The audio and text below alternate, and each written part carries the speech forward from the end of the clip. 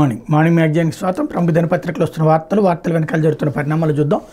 ఈనాడు చూస్తే ఏలేరు విలయం అన్నటువంటి వార్తని హైలైట్ చేస్తే అక్కడికక్కడ కాలువల గండ్లు, జల దిగ్బంధంలో ఆవాసాలు, కాకినాడ జిల్లాలో 62,000 ఎకరాల్లో మునిగిన పంటలు, ఏలేరు ఉగ్రరూపం దాల్చింది. ఎగువను కురిసిన భారీ వర్షాలతో వరద ఉధృతి పెరిగి లోతట్టు ప్రాంతాలకు మీదకు దూసుకొచ్చింది. ఎక్కడికక్కడ కాలువలకు గండ్లు పడి పంట పొలాలు నీట మునిగాయి. ఆవాసాలు జల దిగ్బంధంలో చిక్కున్నాయి. రాకపోకలు స్తంభించాయి. ప్రభుత్వం కీలక శాఖలను అప్రమత్తం చేసింది. సైన్యాన్ని, సహాయక బృందాలను రంగంలోకి దింపింది. పరిస్థితి కుదురుపడడానికి మరికొన్ని రోజులు పట్టేలా ఉంది. భారీ వర్షాల ప్రభావం తాజాగా ఏలేరు, తాండవ జలాశయాలు, పంప వరద ప్రభావంతో కాకినాడ జిల్లాలో 62,505 ఎకరాల్లో వ్యవసాయ పంటలు నీట మునిగినట్టు శాఖాధికారులు అంచనాకు వచ్చారు.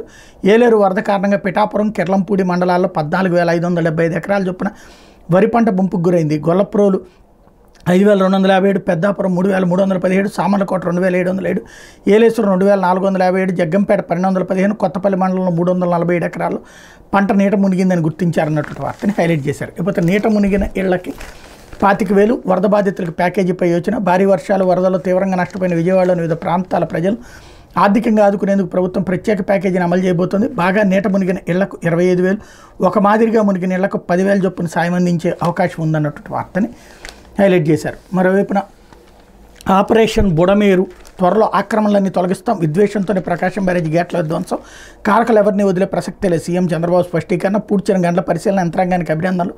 బుడమేరు స్థలాలు కబ్జా చేసి కట్టడాలు నిర్మించి రిజిస్ట్రేషన్ చేశారని, త్వరలో ఆపరేషన్ బుడమేరు చేపట్టి వాటన్నింటినీ తొలగిస్తామని ముఖ్యమంత్రి చంద్రబాబు స్పష్టం చేశారు. రాజకీయ ముసుగు వేసుకున్న నేరస్తులు వదిలిపెట్టే ప్రసక్తే లేదు.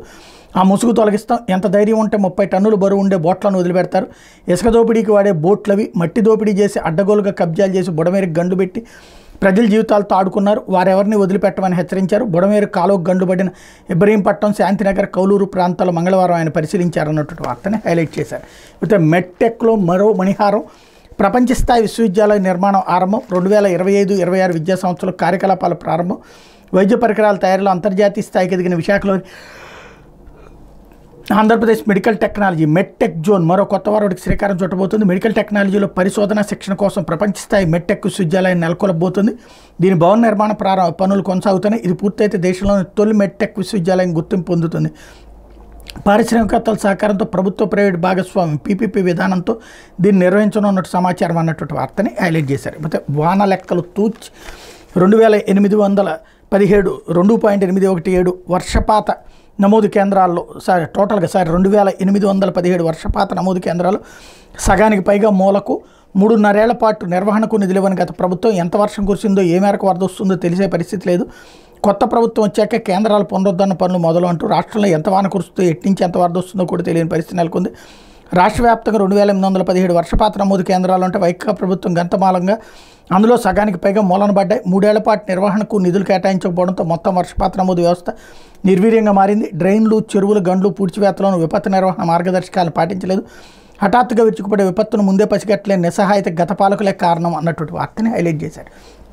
మరి వర్షం వస్తుందని ఎలా చెప్పగలిగారు? మొన్న ఎంత పర్సెంట్ వర్షం వస్తుందని ఎట్లా చెప్పగలిగారు అంటే, ఇప్పుడు మొన్నటి ఫెయిల్యూర్ అంతా కూడా పాత ప్రభుత్వమే అని ప్రజల్ని కన్విన్స్ చేసే విధంగా అడ్డకోలు కథనాలన్నమాట.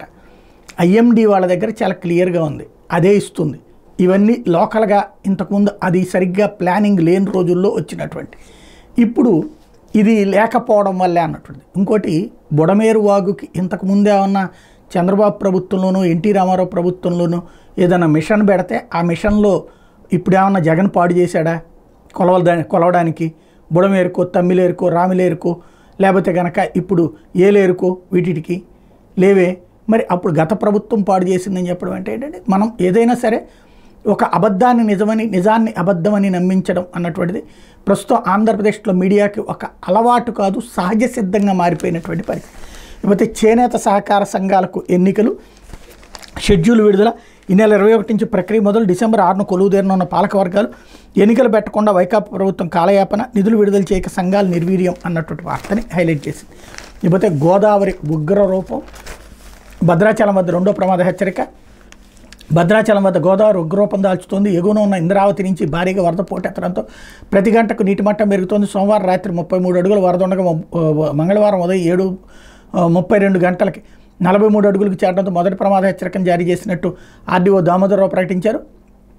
సాయంత్రం 5:15 గంటలకు 48 అడుగుల వరద నమోదైంది. దీంతో రెండో ప్రమాద హెచ్చరికను విడుదల చేశారు.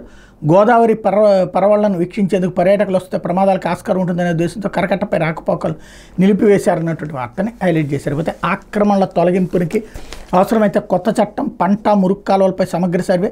విజయవాడకు వరద ముప్పు నివారించడానికి పంట మురుగు కాలువలపై సమగ్ర సర్వే నిర్వహించనున్నట్టు పురపాలక పట్టణాభివృద్ధి శాఖ మంత్రి పొంగూరు నారాయణ తెలిపారు. సదరు ప్రతిపాదనలపై జలవనరుల శాఖ అధికారులను సీఎం చంద్రబాబు ఇప్పటికే ఆదేశించారని పేర్కొన్నారు.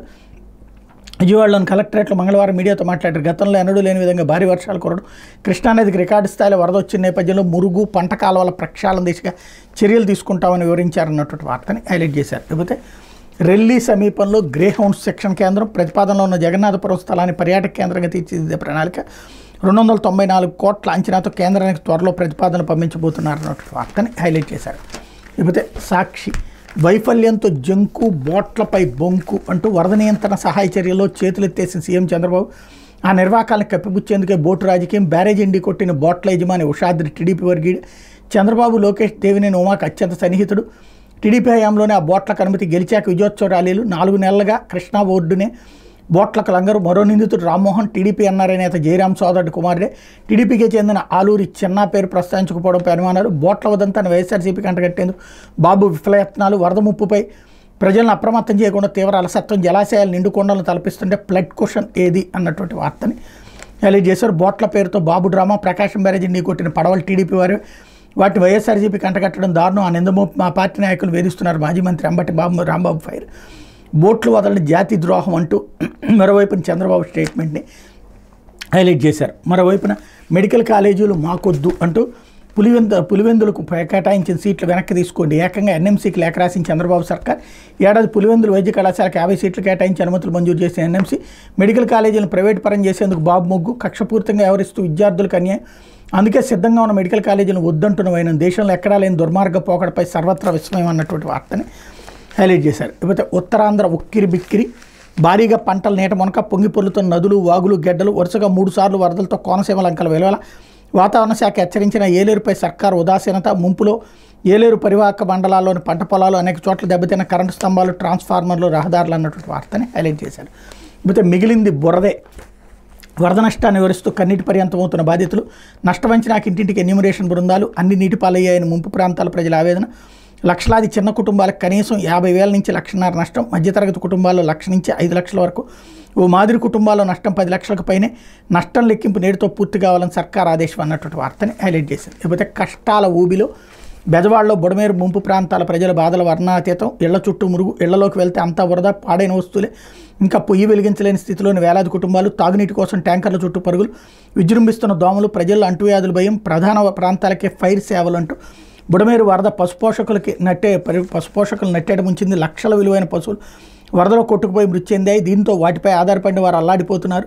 సింగనగర్ లెనిన్ సెంటర్లో నివాసం ఉంటున్న వెల్లబోయిన నాగేశ్వరం, మల్లేశ్వరరావు దంపతులతో పాటు వారి కుమారుడు దుర్గాప్రసాద్, కుమార్తె రాజేశ్వరి కుటుంబాలు ఉమ్మడిగా ఉంటూ 9 గేదెలను పెంచుకుంటూ వాటి ద్వారా వచ్చే ఆదాయంతో జీవిస్తున్నారు.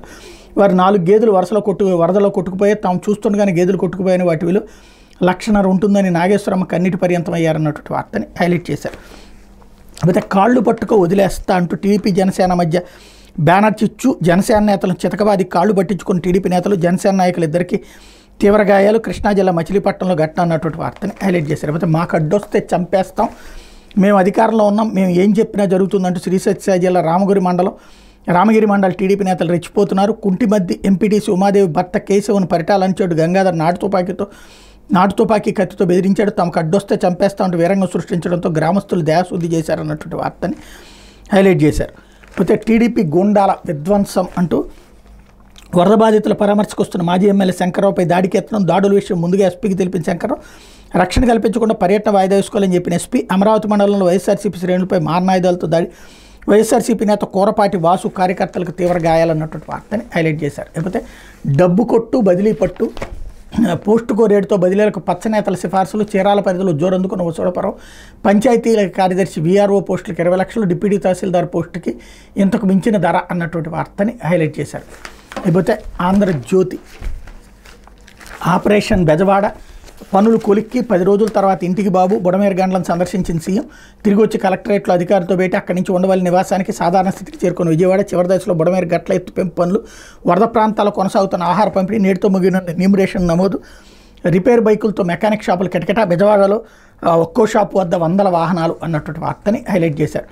ఓ పక్కన నిన్ననే వీళ్ళే రాశారు చంద్రబాబు ఇంటి దగ్గరికి మెకానిక్లు పంపించారు, ఇప్పుడేమో షెడ్ల దగ్గర కిటకిటలు ఆడుతున్నాయని రాస్తున్నారు. అంటే వార్తలో ఉన్నటువంటి చిన్న తేడా అది. ఇకపోతే విపక్షంలోకి వచ్చిన కుట్రలు మానలేదు, వైసీపీది జాతి ద్రోహం, దాని తప్పుడు పనులకు లక్షల మంది నాశనం, బుడమేరు గాలికి వదిలి అందరినీ ముంచేశాడు, వరదల్లో ఇనప బోట్లు వదిలి ప్రకాశం బ్యారేజ్ ధ్వంసానికి ఎత్తనం, ఇవన్నీ బయటపడేసరికి దుష్ప్రచారం, నేరగాళ్లను వదిలిపెట్టేది లేదు, యంత్రాంగం నిర్విరామంగా పనిచేసింది, ఐఏఎస్ల నుంచి కార్మికుల వరకు ఎంతో శ్రమకూర్చి పనిచేశారు, వారికి అందరికీ చేతులెత్తి ముక్కుతున్న, వరదలపై యుద్ధంలో గెలిచాం కానీ నష్టం వెంటాడుతుంది, త్వరలో ఆపరేషన్ బుడమేరు. ముఖ్యమంత్రి స్టేట్మెంట్, 50 మంది చచ్చిపోతే అది విజయం సాధించినట్టు, ప్లస్ కోట్ల మంది అంటే లక్షల మందికి కోట్ల రూపాయల విలువైన ఆస్తి కట్టుబట్టలతో సహా రోడ్డు మీద పడితే అది విజయం సాధించినట్టు ఎట్లా అవుతుందో అర్థం కానటువంటి పరిస్థితి. వరద దానంతటా అది పోయింది, అదే సందర్భంలో పైన గండ్లను పూడ్చాం, అది విజయం సాధించినట్టు అవుతుందేమో మరి మనకే తెలియదు. లేకపోతే ఏలేరు విలయం అంటూ కాకినాడ జిల్లాలోని 62 గ్రామాల జలదిగ్బంధం నీట మునిగిన నివాసాలు అన్నటువంటిది హైలైట్ చేశారు. లేకపోతే ఇసుక ఆన్లైన్ బుకింగ్ నేటి నుంచే బుకింగ్ కోసం ఏపీ శాండ్ పోర్టల్ ఏర్పాటు, పోర్టల్ నిర్వాహకులకు వైపు శిక్షణ మరియు బుకింగులు, ఇసుక రవాణా డెలివరీ పర్యవేక్షణ ప్రత్యేక విధానం 5-6 రోజుల్లో పూర్తి స్థాయిలో అమల్లోకి, రవాణా ఛార్జీలపై కుదరని ఏకాభిప్రాయం, రాష్ట్రం అంతా ఒకే ధర ఉండేలా త్వరలో విధాన నిర్ణయం, ఉచిత ఇసుక విధానం అమల్లో ప్రభుత్వం మరో ముందడుగు వేసింది, వినియోగదారులు ఉచిత ఇసుకను ఆన్లైన్లో బుక్ చేసుకునేలా బుధవారం నుంచి ప్రత్యేక ఏర్పాట్లు చేస్తుంది, ఇందుకోసం ప్రత్యేకంగా వెబ్ పోర్టల్ ఏర్పాటు చేసింది, ఏపీ శాండ్ పోర్టల్ పెట్టి నిర్వహించే సైట్ ప్రస్తుతం పరీక్ష దశలో ఉంది, సైట్ నిర్వాహకులు ఫిర్యాదులు స్వీకరించే వారికి శిక్షణ కార్యక్రమాలు కొలిక్కి వస్తున్నాయి అన్నటువంటి వార్తను హైలైట్ చేశారు. ఇంకా జనాలు నమ్ముతానే ఉండాలి అది ఉచితం అని, ఇసుకకి డబ్బులు కట్టడం ఉచితం అవుతుంది అన్నటువంటి ఒక కాన్సెప్ట్.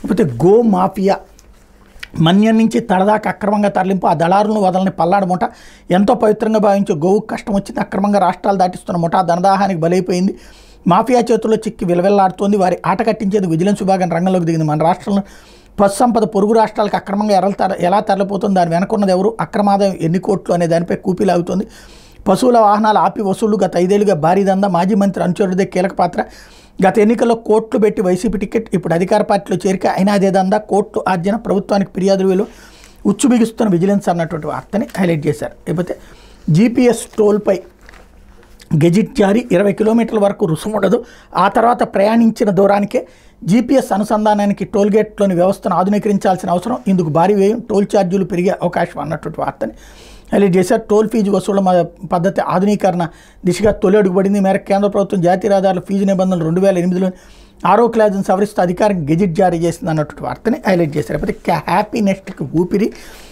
టెండర్లు పిలిచిన సిఆర్డీఏ 930 కోట్లతో అంచనాలు, G+18 విధానంలో మొత్తం 12 టవర్లు, గత టీడీపీ ప్రభుత్వంలో లబ్ధిదారుల ఎంపిక, వైసీపీ 5 ఏళ్ల జాప్యంతో అదనంగా 230 కోట్ల భారం, అదనపు భారాన్ని భరించడం చంద్రబాబు ప్రభుత్వం, సిఆర్డీఏ భవనం పూర్తికి 160 కోట్లతో టెండర్లు అన్నటువంటి వార్తని హైలైట్ చేశారు. లేకపోతే లోక్సభ ఎన్నికలు స్వేచ్ఛగా జరగలేదు, ఎన్నికల సంఘం ఇష్టారాజ్యంగా వ్యవహరించింది, బడా వ్యాపారులతో మోడీ కుమ్మక్కు, ఎన్నికలు సజావుగా జరిగితే బీజేపీకి 240 కూడా వచ్చేవి కావు, రాహుల్ దేశ ప్రతిష్ట మంట కలుపుతున్నారు ప్రతిపక్ష నేతపై మండిపడ్డ బీజేపీ అన్నటువంటి వార్తని హైలైట్ చేసింది. లేకపోతే స్వర్ణానికి 75 లక్షలు, రజత కాంస్యాలకు 50-30 లక్షలు, పారాలింపిక్స్ పథక విజేతలకు చెక్కులు ప్రదానం, పారాలింపిక్స్లో పథకాలు సాధించిన అథ్లెట్లకు కేంద్ర క్రీడాశాఖ మంత్రి మన్సుఖ్ మాండవీయ నగదు బహుమతులను అందజేశారు. మంగళవారం జరిగినటువంటి సన్మాన కార్యక్రమంలో track and field para athletes ఎక్కువ మంది ఉండగా స్వర్ణం గెలిచిన వారికి 75 లక్షలు, రజతం సాధించిన ప్లేయర్కి 50 లక్షలు, కాంస్యం దక్కించుకున్న అథ్లెట్కు 30 లక్షల చెక్కులు మంత్రి బహుకరించారు. మిక్స్డ్ ఈవెంట్లో పథకాలు సాధించిన ఆర్చర్ సీతాలదేవి లాంటి వాళ్ళకి 22.5 లక్షలు లభించినాయి. బంగారు పథకాలు సాధించిన జావెలిన్ త్రోయర్లు Sumit, Antil, Navdeep, club thrower Dharambir, archer Harvinder Singh నజరానాలు అందుకున్న వాళ్ళలో ఉన్నారన్నటువంటి వార్తని హైలైట్ చేశారు. లేకపోతే 2030 నాటికి ఏటా 1 కోటి ఈవీ విక్రయాలు, 5 కోట్ల ఉద్యోగాల కల్పన, సీఎం సదస్సులో కేంద్ర మంత్రి నితిన్ గడ్కరీ, దేశంలో విద్యుత్ వాహనాల అమ్మకాలు 2030 నాటికి ఏడాదికి 1 కోటి స్థాయికి చేరతాయని, అప్పటికి ఈ విభాగం 5 కోట్ల ఉద్యోగాలు కల్పిస్తుందని అంచనాగా కేంద్ర రోడ్డు రవాణా జాతీయ రహదారుల శాఖ మంత్రి నితిన్ గడ్కరీ చెప్పారు. భవిష్యత్తులో భారత్ ప్రపంచంలో నెంబర్ 1 ఆటోమోటివ్ తయారీ కేంద్రంగా మారుతుందన్న ఆశాభావం ఆయన వ్యక్తం చేశారు. మంగళవారం నాడు ఇక్కడ భారత ఆటోమొబైల్ తయారీదారుల సంఘం సియాం 64వ వార్షిక సదస్సులో ఆయన మాట్లాడుతూ 2030 నాటికి పరిమాణ పరంగా 20 లక్షల కోట్లకు చేరగల సామర్థ్యం భారత ఈవీ మార్కెట్కు ఉన్నదని, అలాగే ఈవీ ఫైనాన్స్ మార్కెట్ కూడా 4 లక్షల కోట్లకు చేరుతుందని అంచనా వేస్తున్నట్టు చెప్పారన్నటువంటి వార్తని హైలైట్ చేశారు. ఇది దినపత్రికలో వచ్చిన వార్తలు వెనకాల జరుగుతున్నటువంటి పరిణామాలు.